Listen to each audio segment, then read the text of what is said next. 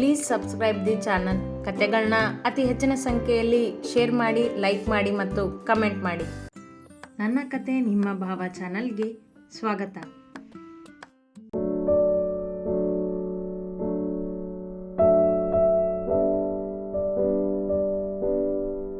Inspector Shivaram ಬಂದಿರುವನೆಂದು Kanthi ಹೇಳಿದಾಗ ಭಾರ್ಗವ್ ತಕ್ಷಣ ಬಾಗಿಲಿಗೆ ಓಡಿ ಬಂದಿದ್ದ.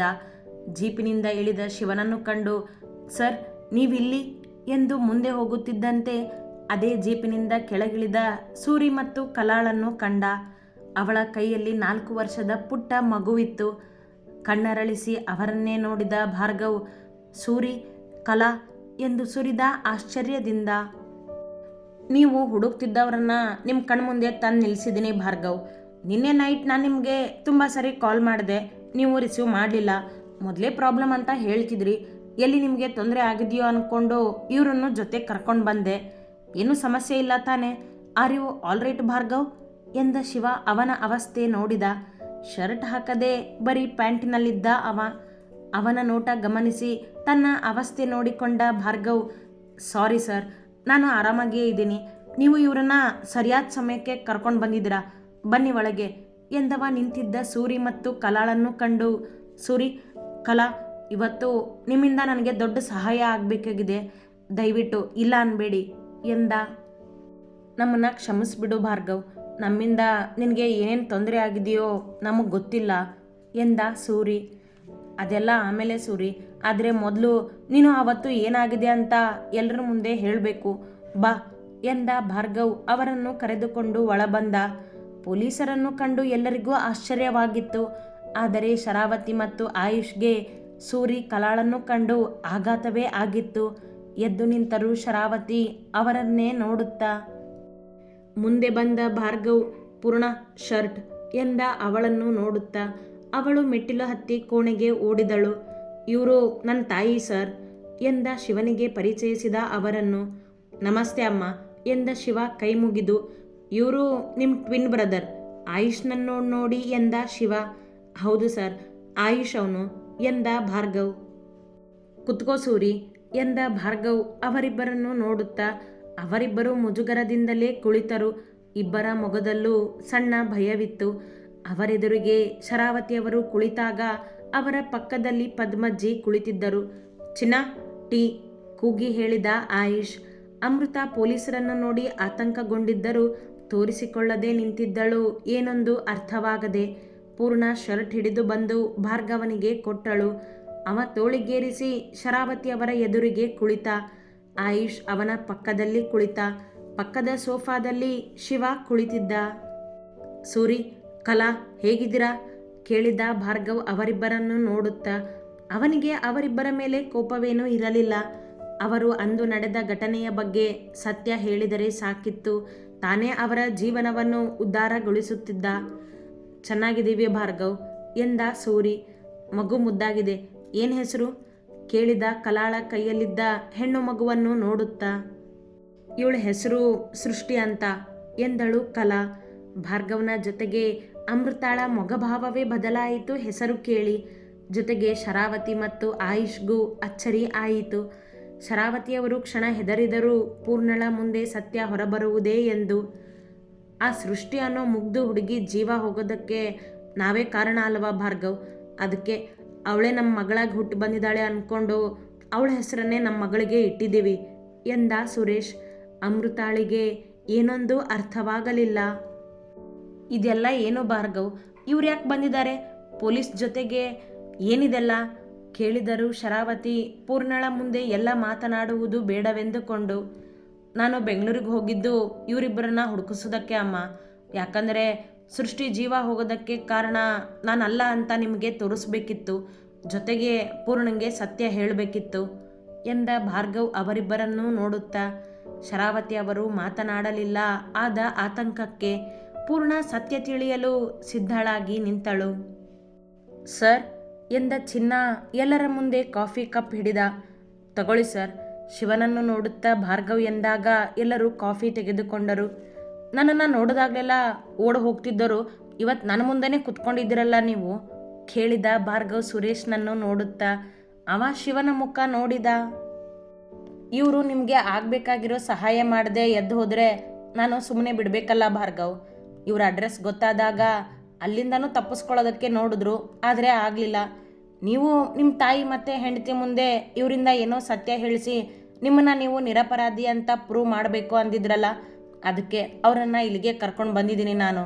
ನಿಮಗೆ ಸತ್ಯ ಹೇಳಿದೆ ತಪ್ಪಿಸ್ಕೊಂಡ್ರೆ ನಾನು ಇವರನ್ನು ಬಿಡೋದಿಲ್ಲ ಅಂತ ಗೊತ್ತಿದೆ, ಅದಕ್ಕೆ ಕುತ್ಕೊಂಡಿದ್ದಾರೆ ಎಂದ ಶಿವ. ಸೂರಿ ಮತ್ತು ಕಲಾ ಸಿಕ್ಕಾಗಲೇ ಅವ ತನ್ನ ರೀತಿಯಲ್ಲಿ ಅವರಿಗೆ ಎಚ್ಚರಿಕೆ ಕೊಟ್ಟಿದ್ದ. ತಪ್ಪಿಸಿಕೊಂಡರೆ ಸುಮ್ಮನೆ ಬಿಡುವುದಿಲ್ಲ ಎಂದಿದ್ದ. ಅವನಿಗೆ ಹೆದರಿ ಜೊತೆಗೆ ಬಂದಿದ್ದರು ಅವರಿಬ್ಬರು. ಹೌದು ಸರ್, ಇವರಿಬ್ಬರಿಂದ ನನಗೆ ಸತ್ಯ ಹೇಳಿಸ್ಬೇಕಿದೆ. ನನ್ನ ಪರಿಸ್ಥಿತಿ ಹೇಗಿತ್ತು ಅಂದರೆ ಸತ್ಯ ಗೊತ್ತಿದ್ದು ನಾನು ಇವರೆಲ್ಲರ ಮುಂದೆ ಹೇಳೋ ಹಾಗಿರಲಿಲ್ಲ ಎಂದ ಶಿವ ಕಲಾಳನ್ನು ನೋಡುತ್ತಾ. ಅವಳು ತಲೆ ತಗ್ಗಿಸಿದಳು. ಅದರ ಅರ್ಥ ಅವಳಿಗೆ ಗೊತ್ತಿತ್ತು. ಮತ್ತೆ ಯಾರೂ ಮಾತನಾಡದೆ ಟೀ ಕುಡಿದು ಮುಗಿಸಿದರು. ಇದೆಲ್ಲ ಏನು ಅಂತ ನನಗೆ ಬಿಡಿಸಿ ಹೇಳ್ತೀರಾ ಭಾರ್ಗವ್? ನಿಮ್ಮ ಕಂಪ್ಲೇಂಟ್ ಎನ್ಕ್ವೈರಿನೂ ಆಗುತ್ತೆ, ನನಗೂ ನಿಮ್ಮ ಬಗ್ಗೆ ಗೊತ್ತಾಗುತ್ತೆ ಎಂದ ಶಿವ. ಭಾರ್ಗವ್ ಅವರಿಬ್ಬರನ್ನು ಹುಡುಕಿಸಿದ್ದಾದರೂ ಯಾಕೆ? ಅವ ನಿರಪರಾಧಿ ಎಂದು ಸಾಬೀತುಪಡಿಸುತ್ತಿರುವುದಾದರೂ ಯಾಕೆ ಎಂದು ತಿಳಿಯುವ ಕುತೂಹಲ ಅವನಿಗೂ. ಹೇಳ್ತೀನಿ ಸರ್, ನನ್ನ ಹೆಂಡತಿಗೂ ಇದ್ರ ಬಗ್ಗೆ ಗೊತ್ತಾಗಬೇಕು ಎಂದವ ಕೊನೆಗೆ ಅಮೃತಾಳನ್ನು ನೋಡಿದ. ಹೆದರಿ ನಿಂತಿದ್ದಳು ಅಮೃತ. ಪೂರ್ಣ ಕುತೂಹಲದಿಂದ ಅವನನ್ನೇ ನೋಡುತ್ತಿದ್ದಳು. ಪೂರ್ಣ, ಭಾರ್ಗವ್ ಮೇಲೆ ನಿನಗೆ ನಂಬಿಕೆ ಇದೆ ಅಲ್ವಾ? ಯಾಕೆ ಕೇಳ್ತಿದ್ದೀನಿ ಅಂದರೆ ಸತ್ಯ ನಿನ್ನ ಮುಂದೆನೇ ಇದೆ ಈಗ. ಇದರಿಂದ ನಿಮ್ಮದ್ದೇ ಎಂದು ಮುಂದೆ ಮಾತನಾಡುತ್ತಿದ್ದ ಶರಾವತಿಯನ್ನು ತಡೆದ ಭಾರ್ಗವ್. ಅಮ್ಮ, ನೀವು ಭಯ ಪಡಬೇಡಿ, ಅವಳಿಗೆ ನನ್ನ ಮೇಲೆ ನಂಬಿಕೆ ಇದೆ. ಅಷ್ಟಕ್ಕೂ ನಾನಿಲ್ಲಿ ತಪ್ಪು ಮಾಡಿಲ್ಲ ಅನ್ನೋದನ್ನು ತೋರಿಸ್ಕೊಡ್ತಿದ್ದೀನಿ ಎಂದ. ಶರಾವತಿ ಮಾತನಾಡದೆ ಕುಳಿತರು.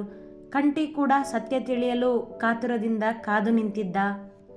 ಸೂರಿ, ಕಲಾ, ನಾನು ಮೊದಲು ಹೇಳ್ತೀನಿ, ಆಮೇಲೆ ಅವತ್ತೇನು ನಡೀತು ಅಂತ ನೀವೇ ಹೇಳಬೇಕು. ಆ ದಿನ ಆಗಿದ್ದನ್ನು ನೀವು ಹೇಳಬೇಕು ಅಂತಾನೆ ನಾನು ನಿಮ್ಮನ್ನು ಹುಡುಕಿಸಿದ್ದು ಎಂದ ಭಾರ್ಗವ್ ಅವರಿಬ್ಬರನ್ನೂ ನೋಡುತ್ತಾ. ಸೂರಿ ಒಪ್ಪಿ ತಲೆ ಆಡಿಸಿದ.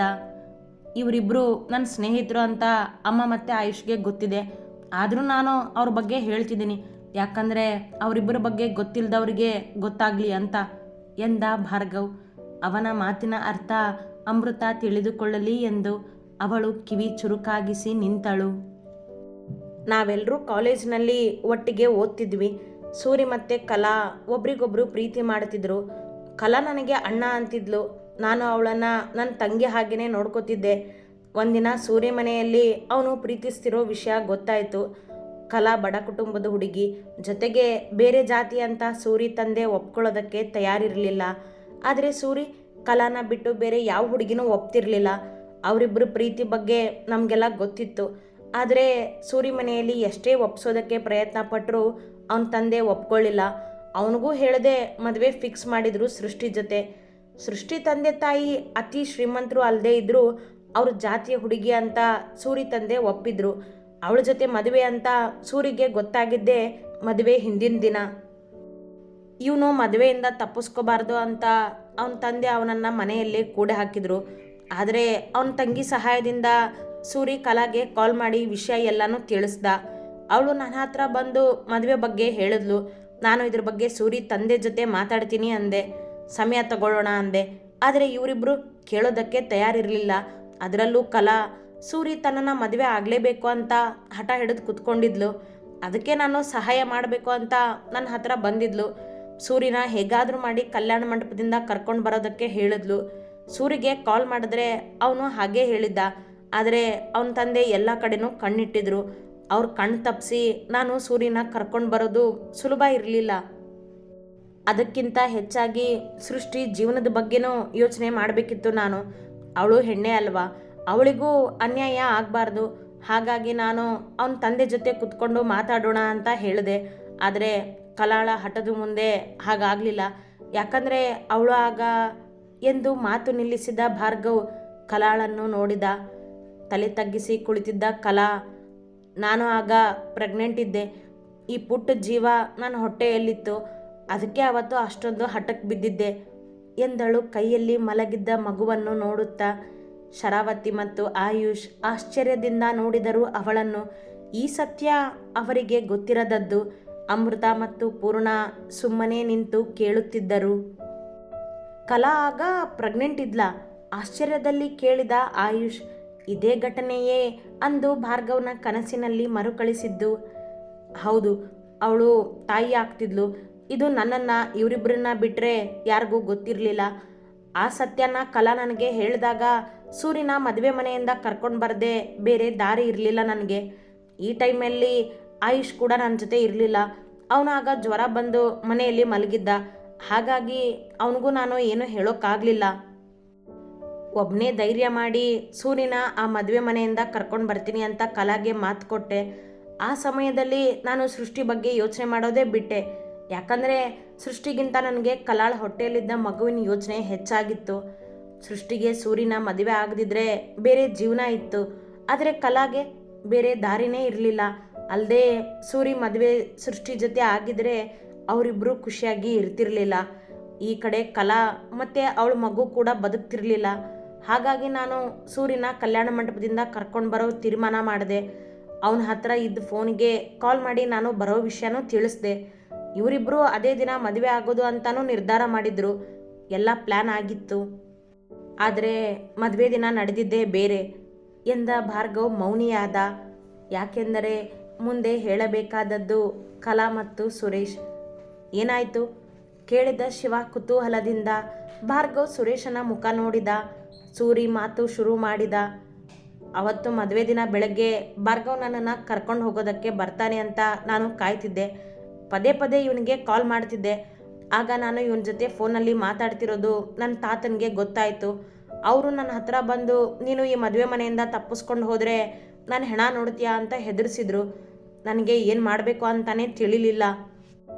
ಆಗ ನನ್ನ ತಲೆಗೆ ಹೊಳೆದಿದ್ದು ಮದುವೆ ನಿಲ್ಲಬೇಕಂದ್ರೆ ಗಂಡು ಅಷ್ಟೇ ಅಲ್ಲ, ಹೆಣ್ಣಿನ ಮೇಲೆ ಏನಾದರೂ ಅಪವಾದ ಬಂದರೂ ಮದುವೆ ನಿಲ್ಲುತ್ತೆ ಅಂತ.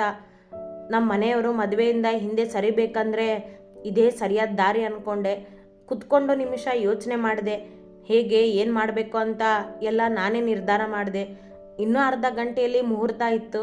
ಆಗ ಭಾರ್ಗವ್ನಿಗೆ ಕಾಲ್ ಮಾಡಿ ನಾನು ಎಲ್ಲರ ಮುಂದೆ ಏನೋ ಸುಳ್ಳು ಹೇಳಿ ನಿಭಾಯಿಸ್ತೀನಿ, ನೀನು ಈಗಲೇ ಬಾ, ನಾನೇನಾದರೂ ನಿನಗೆ ಪ್ರಶ್ನೆ ಮಾಡಿದ್ರೆ ನೀನು ಹೌದು ಅನ್ನೋ ಅಷ್ಟೇ ಅಂತ ಹೇಳಿದೆ. ನನ್ನ ಪ್ಲ್ಯಾನ್ ಏನು ಅಂತ ತಿಳಿದೆ ಭಾರ್ಗವ್ ಕೂಡ ಒಪ್ದ ಎಂದು ಅವ ಮುಂದೆ ಮಾತನಾಡುವಷ್ಟರಲ್ಲಿ ಕಲಾಳ ಕೈಯಲ್ಲಿದ್ದ ಸೃಷ್ಟಿ ಎಂಬ ಪುಟ್ಟ ಮಗು ಎಚ್ಚರಗೊಂಡು ಅಳಲು ಶುರು ಮಾಡಿದಳು. ಕಲಾ ಅವಳನ್ನು ಸಮಾಧಾನಿಸಿದಳು.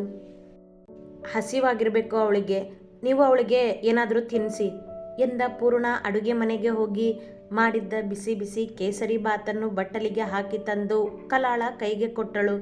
ಅವಳು ನಿಧಾನವಾಗಿ ಮಗುವನ್ನು ರಮಿಸುತ್ತಾ ತಿನ್ನಿಸಲು ಶುರು ಮಾಡಿದಳು. ಮಗು ಕೂಡ ಎಲ್ಲರನ್ನೂ ಪಿಳಿಪಿಳಿ ಕಣ್ಣು ಬಿಡುತ್ತಾ ನೋಡುತ್ತಿತ್ತು. ಸೂರಿ ತನ್ನ ಮಾತುಗಳನ್ನು ಮುಂದುವರೆಸಿದ. ಅತಿ ಹೆಚ್ಚಿನ ಕಥೆಗಳಿಗಾಗಿ ಹಿಂಬಾಲಿಸಿ ಪ್ರತಿಲಿಪಿ ಆ್ಯಪ್ನಲ್ಲಿ ಪ್ರತಿಮಾ SH ಅವರನ್ನು.